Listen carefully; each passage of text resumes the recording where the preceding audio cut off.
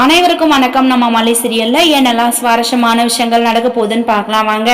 ராஜேஸ்வரியை Nisha பத்தினா left and right வாங்கினாங்க. அதாவது ரஞ்சிதாவுக்காவது கொஞ்சம் சூடு சொன்ன இருக்கு, உனக்கு எதுவுமே இல்லை போல இருக்கு, உன்னாலதான் வெண்பா இப்ப எங்ககிட்ட இல்லாம போயிட்டான். நீ மட்டும் அந்த தேவசேனாவை பகச்சிக்காம இருந்திருந்தா தேவசேனா இந்த கேஸ்ல இன்வால்வ் ஆயிருந்திருக்க மாட்டாங்க, மல்லியும் கூப்பிட்டு வந்திருக்க மாட்டான். ஈஸியா என் வெண்பா என் குடும்பத்துல இருந்திருப்பா. எங்க வீட்டோட கொலவிளக்கு, எங்க வீட்டோட வாரிசு. ஸோ அப்படிப்பட்ட அவளை உன்னாலதான் இப்ப நாங்க இழந்து நிக்கணும். இதுக்கு காரணம் முழுக்க முழுக்க நீயே தான் இருக்குவ.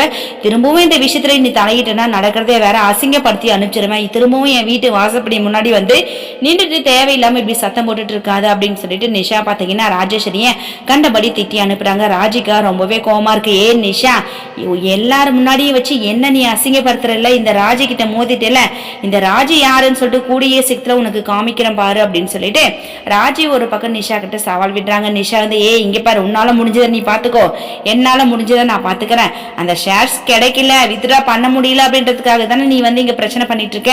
இனி அந்த ஷேரும் கிடைக்காது, ₹1 பணமும் உன்னோட அக்கௌண்ட்ஸுக்கு வராது, உன்னால முடிஞ்சதை பாத்துக்கோ அப்படின்னு சொல்லிட்டு நிஷா ஒரு பக்கம் ராஜியை திட்டி அனுப்புறாங்க.